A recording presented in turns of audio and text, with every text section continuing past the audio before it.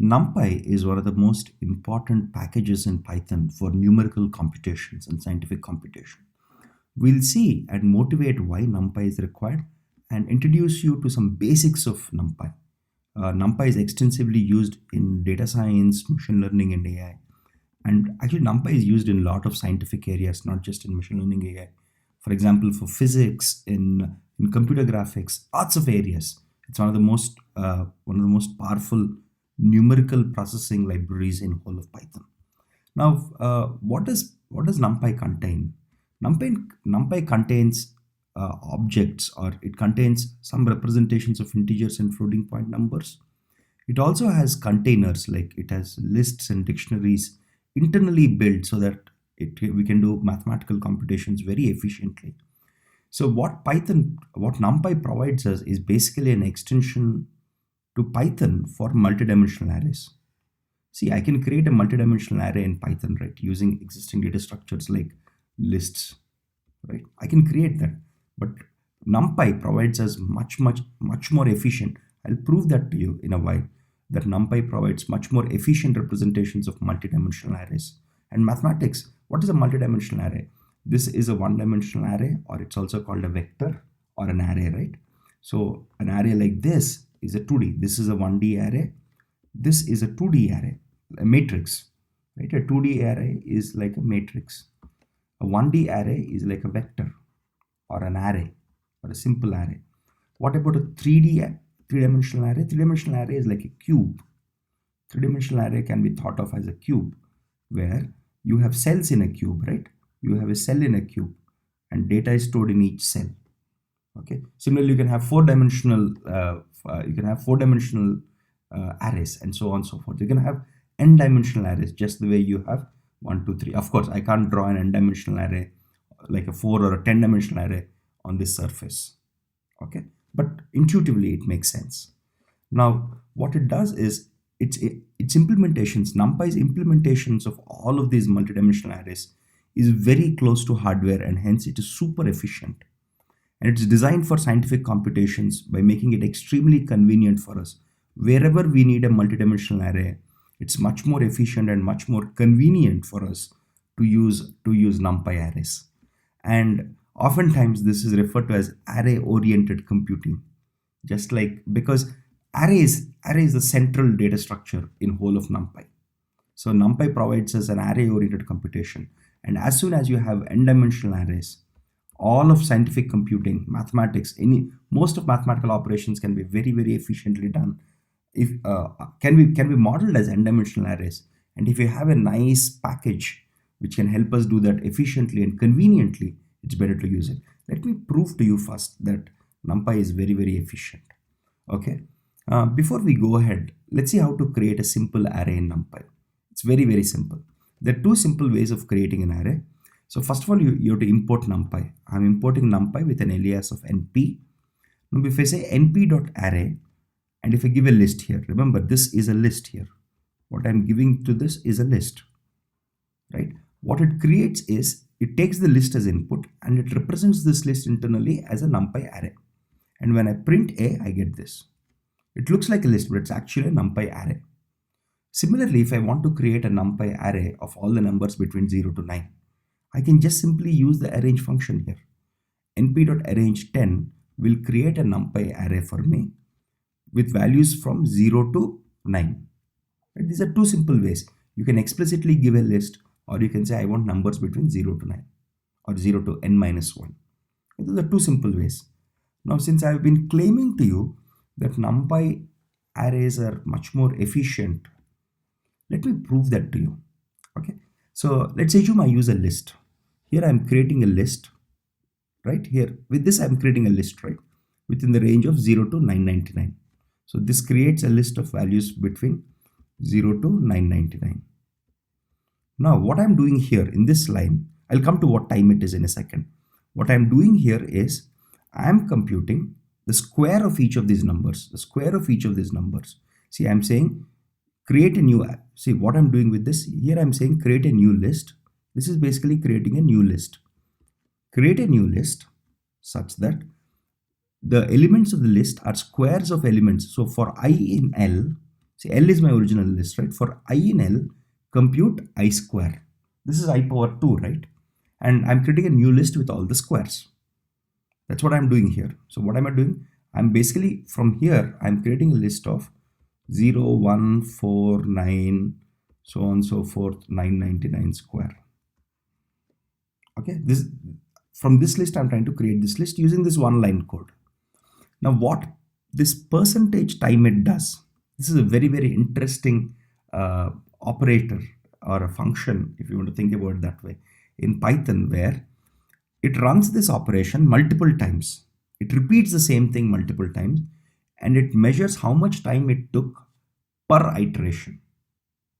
Okay, very, very important, right? It's a very, very important thing. It says how much time on an average it took for us to do this computation. Now, when I run it using lists, see this code, I'm doing it using Python lists, the built-in data structure, right? It took roughly about 307 microseconds. This is the mean. And those of you who know what standard deviation is, it took about 17.6. And so since it has run this multiple times, it got a mean of 3.307 microseconds. And by the way, for those of you who don't know, a microsecond is 1 millionth of a second. Is 1 millionth of a second. Okay, so a million microseconds will make 1 second. Okay, while it sounds small, let's look at this, right? It took about 307 microseconds, the average time it took.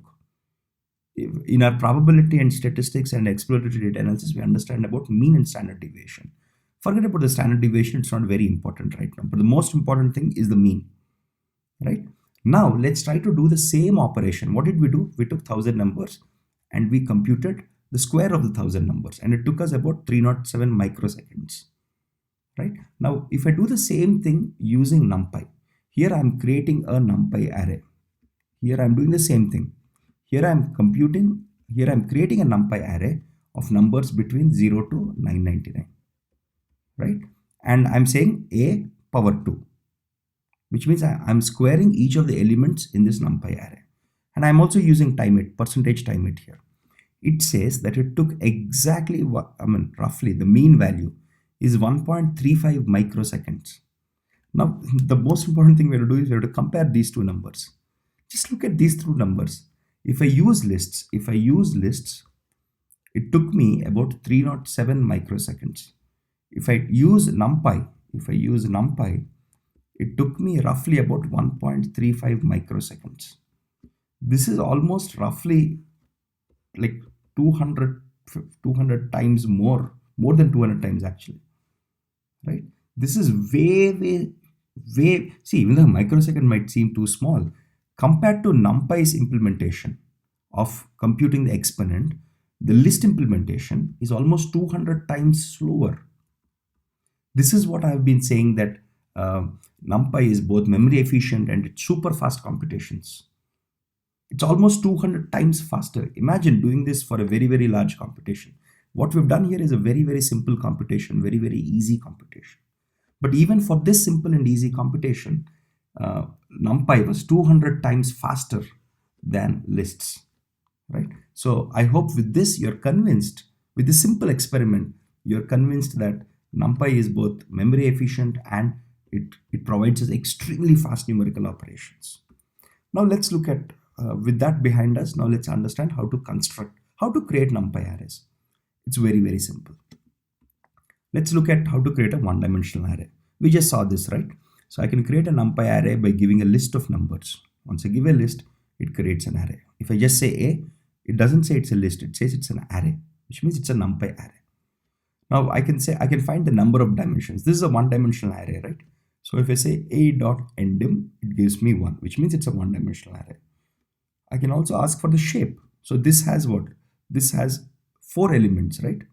So for a one-dimensional array, it simply gives the shape to be 4 elements with nothing on the other side. So it just says there are 4 elements, right? Now we'll see where shape is useful when we go a little longer. I can also say length of A, which tells me how many elements are there. Now let's go to 2-dimensional and 3-dimensional arrays. So if I want to create a 2-dimensional array, which is a matrix, right? If I want to create a matrix like this, right, which is a two-dimensional array, right? All I have to do is I have to give a list of lists. Look at this. This is a list. This outer thing is a list.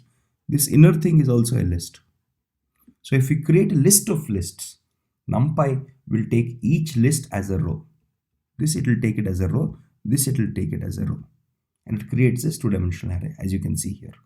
Now if I say number of dimensions, since this is a two-dimensional array, it will say it is a two-dimensional array. And shape here, how many rows are there in this? There are two rows. There is row 1 and row 2, right? So there are two rows. And how many columns are there? This is column 1, this is row 1, and this is row 2. This is column 1, this is column 2, and this is column 3, right? And it has 3 columns.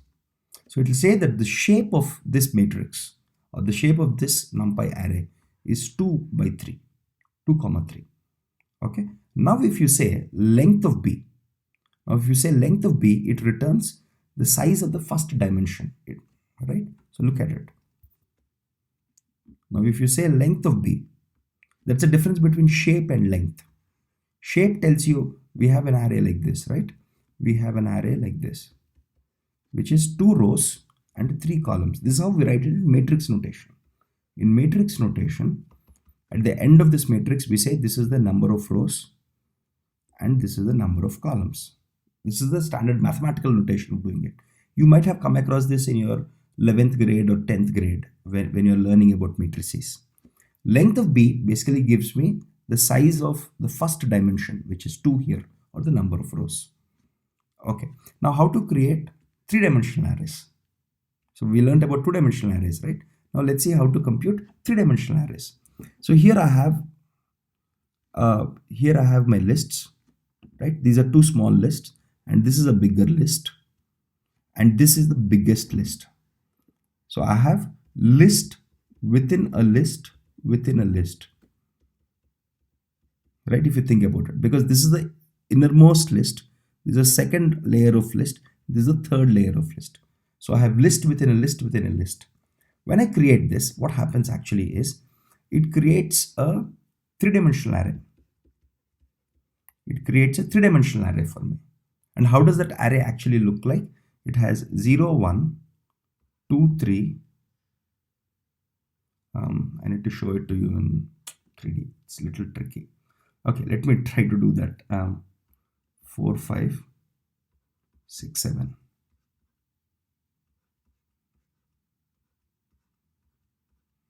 Okay, roughly that's how it looks. Okay, it's basically like a grid. It's like basically like a 2 cross 2 grid. Let me try to draw this better like this.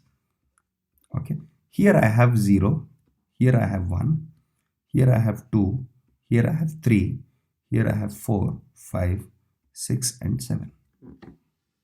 Okay, this is like a 3-dimensional array, right? Because I have values at the vertices of each of the vertices of my cuboid here. This is like a 3-dimensional array. Now if you say what are the number of dimensions, it says 3 obviously. And if you ask for the shape, it says it's a 2 cross 2 cross 2. Okay, and when you say shape, remember what you get is a tuple. You get a tuple stating what is the size of this. So because it has 2 rows, 2 columns, and the depth of 2, right? It has length of 2, breadth of 2, and depth of 2. That's why it says it's of size 2 cross 2 cross 2. Now you can create, instead of 3-dimension, you can create 4-dimension or 10-dimensional arrays. And we'll come across these types of arrays in machine learning, especially when we're learning about deep learning. Okay, so by the way, for those of you who are interested, a 2D array is called a matrix. A 2D array is called a matrix, right? A 1D array is called a vector. Now the question is, what about an n-dimensional array? What is it called? Where n is 3, 4, 5, or any such number. It's called a tensor. These are called tensors in mathematics. Okay, so for those of you who are wondering, the word TensorFlow, that Google is very famous software from Google for deep learning. This is where the word comes from. Right? A 1D array is called a vector, a 2D array is called a matrix, an n-dimensional array in mathematics is called a tensor. Okay, so that's a new term if you didn't know about the term tensor. Now, since we have learned about how to create NumPy arrays, let's go and understand some more ways of doing it. So arrange, we have seen this function, right? If I say NP arrange, if I give a value of n here, it creates a NumPy array of values between 0 and n minus 1. Very simple way. The other way for us to create NumPy arrays is this. This is a very interesting way. I can say that I want to create a NumPy array. So this is called the start, this is called the end, and this is called the step size. So with this, what happens is it creates a NumPy array with the start value being this and the end value being just less than this. Not exactly this, exclusive of this. We'll see. Step size equals to 2, which means now instead of, see, in the previous case, whenever I said NP arrange 10, I would get 0, 1, 2, 3, so on and so forth up to 9, right? So here I have a step size or difference of 1 between every consecutive number. That's what is called as a step size. Here I have a step size of 2, which means my first value will be 1, my second value and my first value will differ by 2 because my step size is 2. Okay, then my next value will differ by 2, my next value will differ by 2, my next value will differ by 2. Till the time I reach 10, but I'll never put 10 in this array. Okay, it's exclusive of this value. It's exclusive of this value with this step size. Simple way, right? That's how you can create a NumPy array. There is another way called linear space, which you can use to create NumPy arrays, which is also very, very useful. Suppose if I want to create a NumPy array, again, start, end, and here I'm saying number of points. So here I can say that I want to create a linear space. And what is a linear space? Let me explain you. So it's saying between 0 and 1. So I take this as 0, I take this as 1. Right? This is my start and this is my end. And when you're using the linear space function or linspace function, the third parameter is the number of points, not the step size. A lot of people get confused. Okay, if I want 6 points here, what I'll try to do is I'll try to divide this line into 6 equal points. Okay, now if my first point is 0, my second point will be 0.2, my third point is 0.4, my fourth point is 0.6. Now look at it. This is my 1, 2, 3, 4, 5, 6. I have 6 points and the distance between each of these points is 0.2. That's what a linear space means. It's breaking up this whole area, this whole region into equal spaced regions. And whatever are the values that you get here, it will put it in an array. Okay, this is what linear space function does. You can give it a starting and ending point and you can say between these two numbers, but including these two numbers here, right? I want 6 points and it will do that for you. Okay, now if you want to create, there are other types of very simple common arrays that you might want to create. So imagine if I say NP ones 3, 3. Remember, this is a tuple now. Here, this is the function. This is the function arguments, right? And the function argument is a tuple. When I give this, what it will do for me is it will create a two-dimensional array where all the values are equal to 1. Right? It's creating a 3 rows and 3 columns. It's creating 3 rows and 3 column array where all the elements are equal to 1, because you're saying np.ones. Similarly, if you say np.zeros, it will create a 3 cross 3 array or 3 cross 3 matrix where all the elements are 0. Right? Now let's go and see something slightly different. So there is something called an identity matrix in mathematics. An identity matrix is a matrix where the diagonal elements are 1. So these are called the diagonal elements. Okay, because they're diagonal to the matrix, right? While all the non-diagonal elements are 0. Those of you who studied basic matrices in your 10th or 11th grade would immediately recognize this. Okay, so this is called a diagonal of a matrix. Anything which goes from top left to bottom right. That's called a diagonal. Now I can say np.i 3. So this matrix is represented mathematically as I 3 cross 3. Whenever you say I or identity matrix 3 cross 3, it means a matrix where the diagonal elements are 1 and everything else is 0. That's what this exactly returns. Similarly, now I can say np.i. Now I can say np.i 3, 2. It will return a matrix like this for me.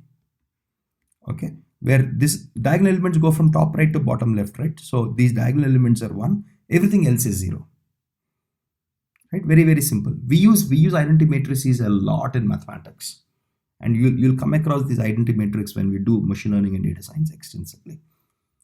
Now comes how to construct. So there's something called a diagonal matrix or a diagonal array, right? What it means is whenever I say np.diagonal, and here I'm giving a list, what it does is it creates a two-dimensional array for me where the diagonal elements, where these diagonal elements are the values that you've given here. Everything else is 0.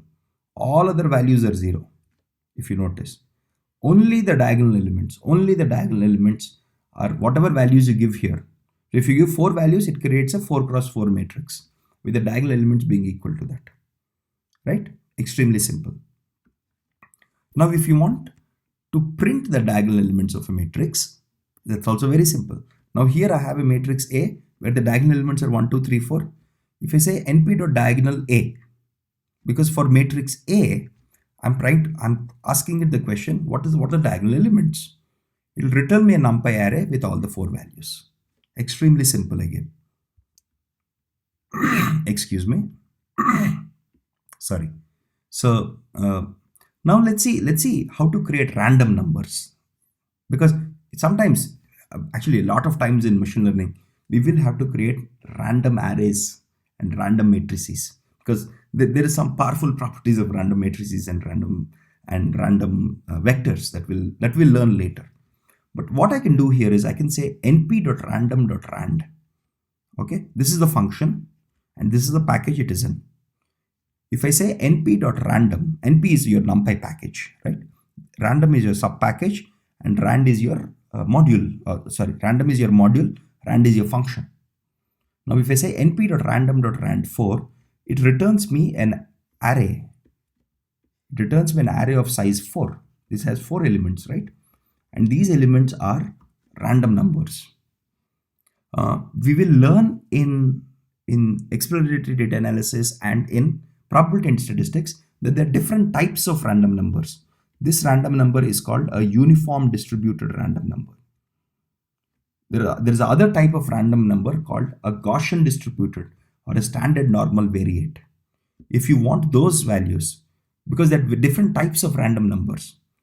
Okay, whenever we think of random number in general, we think of it as uniform random variable. If you do not understand what uniform random variable or what a Gaussian or a standard normal variable, please check out a chapter called probability and statistics, where we explain what these are, right? And if you do not understand, it's okay. Just remember that you can create random numbers using np.random, either the function rand or rand normal, which stands for rand_n. Okay, if you have already gone through a probability and statistics chapter, this should be easy. If you have not, you'll understand what these 2 types of random numbers generators mean when we learn probability and statistics. Okay, having said that, okay, let's understand some more details of NumPy, because as I told you, NumPy is extremely important. Okay, so look at it like this. Whenever I say np.arrange 10, okay, what it's creating is a NumPy array going from 1 to 9, right? Now I can use this attribute, which is a.datatype. D type basically means data type. What it tells me is the data type of this NumPy array is integer 64-bit. But if I want float, I don't want integer values, I want a float. Then what can I do? When I'm creating my array, I can just say d type equals to float. And whenever you have d type equals to float, you have your numbers represented with a dot. What this means is 0 point basically means 0.0, or 8 point basically means 8.0. Okay, so here I'm saying my data type, I want it to be float instead of int. So it's a 64-bit float here. So your numbers will actually, when you print it, it actually puts a dot here. So whenever you see this dot, it means it's a float. If you don't see it, it means it's an int when you print it. Okay, very simple. Now you can, so a couple of caveats here. So if you have np.zeros3, whenever you're using the zeros or the ones functions, it always creates a float data type, not int by default, right? because ones and zeros are often used for mathematical computation, where you're preferable, it's better for you to use float instead of int. Now let's look at some very interesting data type. So I can create a NumPy array with complex data type here. These are complex numbers. Those of you who come from areas like physics, or you might have learned about complex numbers in physics or mathematics in your 11th and 12th grade, or electronics. A lot of these fields actually use complex numbers a lot. In machine learning, we don't use it a lot, but it's good to know that there is a data type called complex. So if you say d.data type, it actually creates a complex data type, which is a special data type in Python, in NumPy. Now you can also create a Boolean. You can also create a Boolean NumPy array just like this, or you can create a string NumPy array, right? So when you say what is the type, it says S6. Now what does S mean? You can just go and see here. B is for Boolean, I is for signed integer, S is for string, right? So whenever it prints this, you can actually understand it using the simple code. Of course, you can go to the Python documentation to understand all the basic data types. Here is the link to the Python documentation. Now, having learned all of this, how to access elements in a Python array or a NumPy array, right?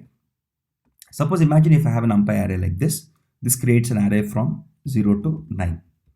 Now when I say A5, it returns me the fifth value. So the indices always, just like in C, C++, this is my first element, my second element, my third element, fourth element, fifth element, so on and so forth. Okay, my indices or my locations start from index 0, not from 1. Okay, it's very, very important. The first element is not at index 1, it's at index 0 or location 0, right? Now, similarly, if I create a diagonal element, if I create a diagonal matrix, here what I'm creating a diagonal matrix 1, 2, 3, 0, 0, 0, 0, 0, 0, right? Now, if I say what is the value at A2, 2, which means second row, this 2 basically means the row, this basically means the column. So second row and second column, the value is 2. Oh, sorry, my bad. So second row, second column. This is 0th row, first row, second row. This is 0th row, first row and second row. My mistake, sorry. Right? So 2, 2 means row 2 and column 2. And the value will be 3 as it's printed here. Sorry, my bad, my mistake. I stay corrected. Okay. Having done that, now let's go and see what is... okay, let's look at this. This is very interesting. So we have a diagonal matrix of 1, 2, 3, which means we have 1, 0, 0, 0, 2, 0, 0, 0, 3.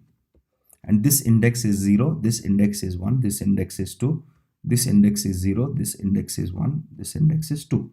Rows. This is row 0, row, okay, sorry, column 0, column 1, column 2. Now if I can say 8, 2, 1 is 5. So what is second row? R2 is this, right? And 1, column 1 is this. So I'm saying this value, change it to 5. I'm assigning a value here. I'm saying R2 and column 1. Change it from whatever value it is, assign value 5 here, right? So I basically put 5 here. And this is what I get, right? Very simple. Now that's how you assign a value to a NumPy array. Now let's look at related stuff called slicing. Slicing is a very useful thing. So for example, if I have a NumPy array like this with numbers going from 0 to 9 sequentially, I can now, this is interesting, I can now get a sub array of this by doing something like this. So I have 3 values here, right? The first value is called the start index. The last value is called the end index. The third value is called the step. All of them are separated by a column. Okay, very, very important. All of them are separated by a column. So when I say this, what happens is it takes the first element. So this is at index 0, index 1, index 2, index 3, 4, 5, 6, 7, 8, 9. These are the indices, right? So I'm saying start with the first index, which means take this value. But instead of stepping, here I'm saying that my step size is 2, right? Which means now step 2 elements. Take the next element. Step 2. Again, step 2. Up to the 8th element, but without including the 8th element. Now, if I take step size 2, I go to 9, right? So don't take that. So this is my start, this is my end, and this is my step size. When I do that, what is the sub array I get? I get a sub array, right, of 1, 3, 5, and 7, which is what you get. When you print this, you get 1, 3, 5, 7 as a sub array, right? Very, very simple.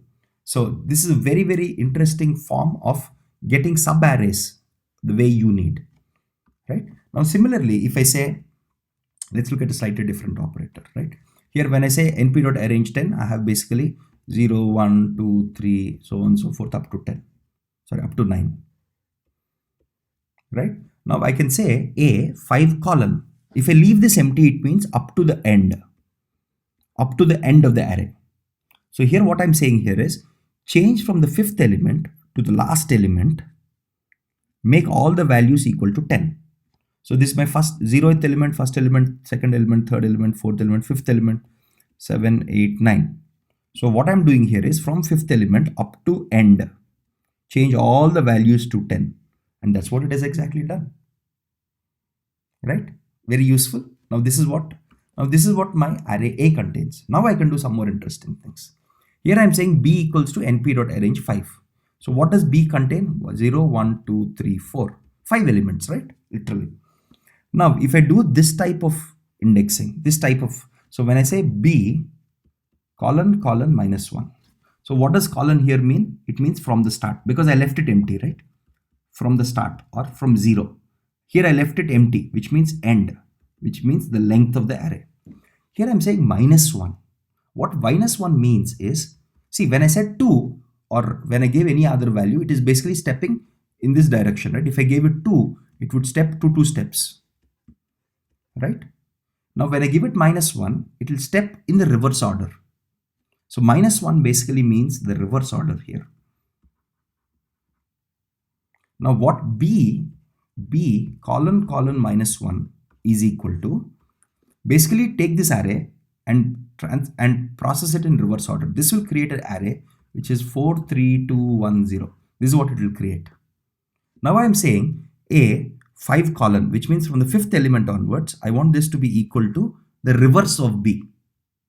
Right? So from 5th element onwards, I want it to be, so what it has done is, it has taken this reverse value, it has copied it here. Right? Here, this is how you get reverse, and this is how we assign. We saw the assigning part. Right? This is a slightly more complex line, but it's important to understand. Okay. Now there's an interesting method in which all these subarrays are stored using copies and views. Okay, let's look at it. It's again not very, very complex. Imagine if I have a NumPy array. I have a NumPy array here of from size 0 to 9, from value 0 to 9. And when I say colon 2, it means from start to end with a step size of 2. So it will create this subarray for me. Now here is the fun part. And this subarray, I'm storing it in B. Right? So there is this function called np.shares memory. Now A is one array, B is another array. Now what's actually happening when you're doing this slicing, what's actually happening is, in the memory, it is storing, in the memory, A is, this is in your RAM, right? This is in your RAM. In your RAM, A is pointing to this. Now what it actually does is, for efficient space, B also points to the same location, but not to the same array. It points to the subarray. So B now is this subarray. This subarray is basically this element, the 4th element, so on and so forth. So internally, for memory optimization, NumPy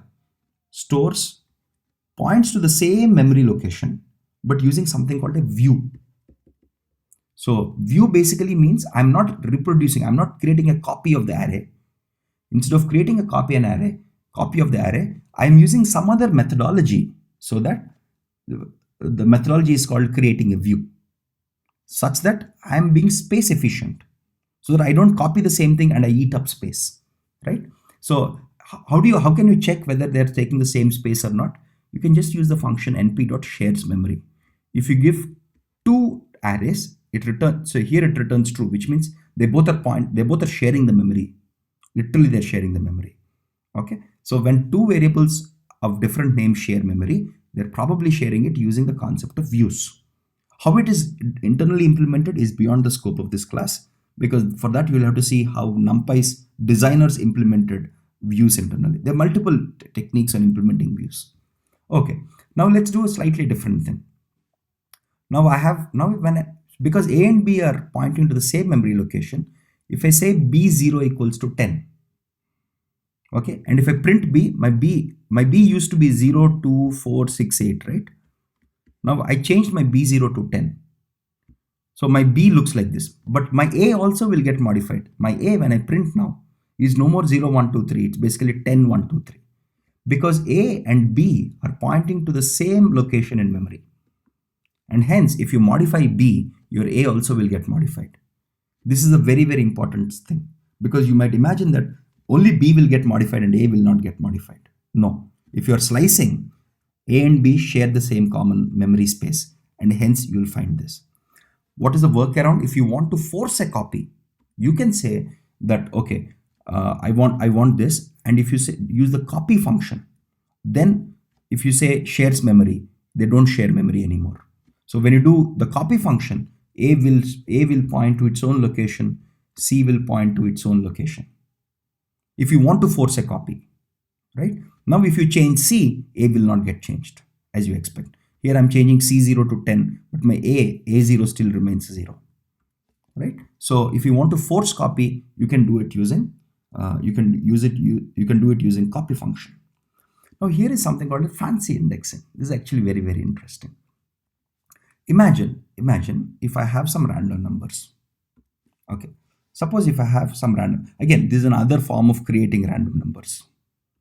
Okay, so what this says is create random numbers in the range of 0 to 20, and I want 15 such numbers. So you have 15 random numbers here, and all these numbers lie between 0 to 20.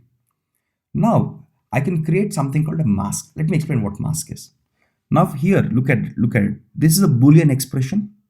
I'm saying if A percentage 2 equals to 0. Now all of this is in an array called A. A percentage 2 equals to 0, and I'm equating it to something called as a mask. Now if I say A mask, what happens is it will evaluate this logical expression on each of the elements here. Okay, it'll evaluate. So what does A percentage 2 equals to 0 basically mean? It means that the values have to be even numbers, because only for even numbers the modulo 2 operation returns 0. This is called the modulo operation or the remainder, right? So when I say A mask, what it does is it applies this mask operation, this Boolean, it evaluates the mask Boolean operation on all of these values, and wherever it returns true, only those values will be kept here. Rest of them will not be kept. For example, I'm saying extracted from A equals to A mask. When I print extract from A, what I get is basically all even numbers. So you can actually create a sub array. You can actually create a sub array using masks. And what masks do is masks create copies and not views, which means it's like a deep copy, the way we have dot copy function. Masks will not create views. Okay, that's important to notice. Now there is another way of creating a mask. Now remember, look at the use of mask actually. Now I can say A mask equals to -1. What happens now is all the even numbers will become equal to -1. So this is one way for me. If I want to say take all even numbers and convert them to -1, I can create this mask the way we have shown earlier, and I can say A mask equals to -1, right? Similarly, let's look at this. There is another form of indexing that we can try. It's called indexing with an array of integers. Suppose if I have a NumPy array, right? I'm arranging 0 to 100 with step size 10, right? Because it's an np.arrange. So I have values 0, 10, 20, 30, so on and so forth. Now I can create an array. I can create a new array like this, right? It's an array in which here I'm giving a list of indices. So I want the second index, third index, and second index repeated, fourth index, and again second index repeated. When I do this, what I get here is, this is my index 1, index 3, 4, 5, 6, 7, 8, 9. So I'm saying index 2. Index 2 is 20, so it creates value 20 here. Index 3, it takes this 30 and creates here. Again index 2, so again 20. Index 4, 40. Index 2 again, which means 20. Right? You can repeat these indices. There will be instances where you have to do this. right? Similarly, of course, I can also assign new values. I can say a of, remember here I'm putting this in a list here. I want a9 and a7 both to be assigned a value of minus 200, right? Then I can put this in a list here and I can say a7 and a9, I want them to be assigned a value of 200. This is another way to do it. So with this, we have gone through a lot of operations. I know this has been a quite a long video, but I wanted to go through all the operations that are available in NumPy. And these operations, NumPy we will use extensively, I promise you. And as we have seen, NumPy is a very, very efficient, both in terms of memory and in terms of speed for doing operations on multidimensional arrays.